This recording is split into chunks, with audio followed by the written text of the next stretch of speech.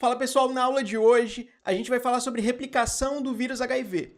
E essa é uma aula muito importante para que a gente entenda em aulas futuras como que alguns medicamentos contra, o HIV funcionam.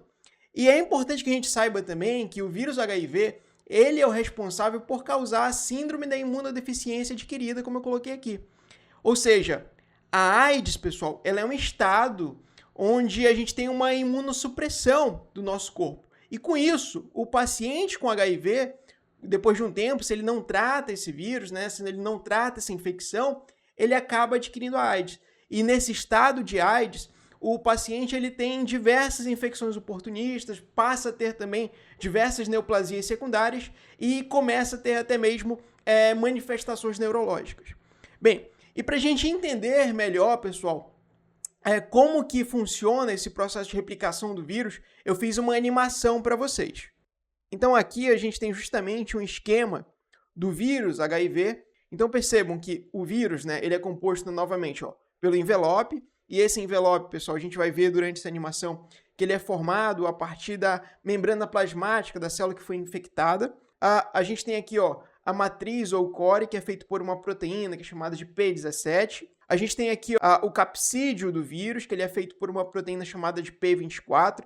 Inclusive, essa é a proteína mais abundante no vírus. E no interior desse capsídeo, como eu já falei para vocês, a gente vai ter o material genético do vírus, que é feito de RNA. E o vírus ele carrega com ele 2 cópias desse RNA. A gente vai ter aqui dentro também a transcriptase reversa, que vai ser fundamental para transformar esse material genético de RNA em DNA, possibilitando assim a sua replicação no interior da célula e até mesmo produção de proteínas virais. A gente também tem aqui uma integrase, que é responsável por integrar o genoma do vírus HIV no genoma humano, no genoma hospedeiro. A gente também tem aqui a sua protease, que vai ser fundamental para formar as proteínas virais, como a gente vai ver daqui a pouco. E percebam que aqui no envelope viral, a gente também tem algumas proteínas virais, por exemplo, a GP41 e a glicoproteína GP120. Esse GP significa glicoproteína, então a gente tem aqui a glicoproteína 120. E essas proteínas aqui no envelope viral são de fundamental importância para que o HIV ele consiga introduzir o seu material genético na célula hospedeira. Então a gente tem aqui novamente a partícula viral, uma partícula do HIV, e a gente também tem aqui uma célula que pode ser infectada por esse vírus. Existem diversas células que podem ser infectadas por eles. Dentre as principais, a gente tem os linfócitos TCD4, que são os principais alvos do HIV, mas macrófagos e monócitos e várias outras células também podem ser infectadas por esse vírus. Então, a primeira etapa de infecção é um processo que a gente chama de adsorção, onde essa partícula viral ela precisa interagir com uma proteína de membrana aqui, da célula hospedeira, e essa proteína de membrana é chamada de receptor TCD4.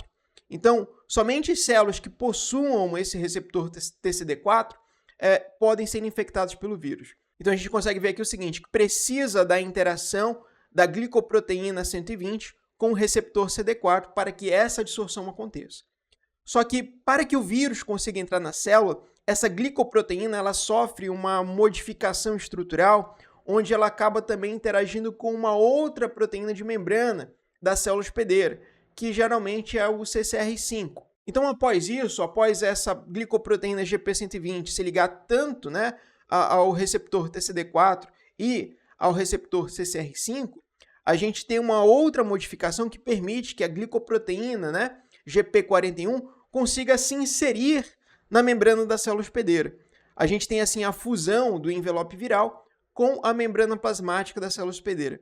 E dessa forma, a gente consegue introduzir o capsídeo viral e até mesmo o material genético do vírus no interior da célula hospedeira. Então, uma vez que o material genético seja liberado no citoplasma da célula hospedeira, o que vai acontecer é que quem vai entrar em ação agora é aquela enzima lá, transcriptase reversa. O que ela vai fazer? Ela vai pegar esse material genético do vírus do HIV, que é de RNA, e fazer uma fita complementar a ela, só que essa fita complementar é uma fita complementar de DNA.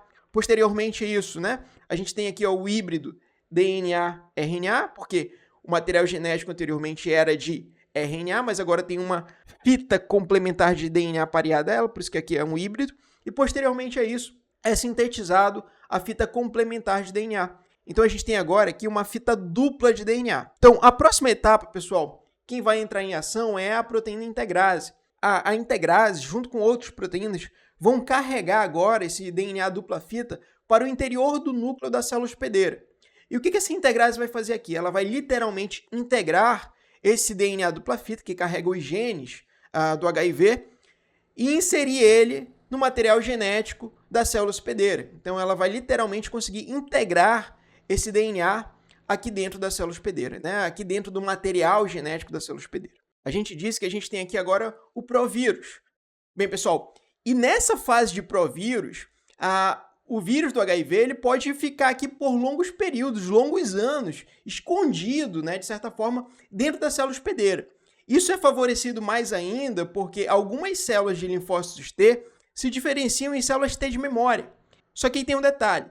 Quando essa célula T de memória é ativada, e inclusive o que pode ativar elas são infecções oportunistas, elas podem expressar em alta quantidade os genes virais, aumentando assim, em uma grande escala, a quantidade de partículas virais que são formadas nesse paciente. Então, pessoal, em condições ideais, esse genoma do HIV, essa célula hospedeira, começa aqui a transcrever os genes do HIV. Isso tudo é levado, né, para o citoplasma, e aqui no citoplasma, esses RNAs eles vão encontrar os ribossomos, que por sua vez vão fazer a tradução das proteínas virais. E percebam também que as proteínas do HIV elas são montadas dessa forma, juntas, né? Coladas, fundidas.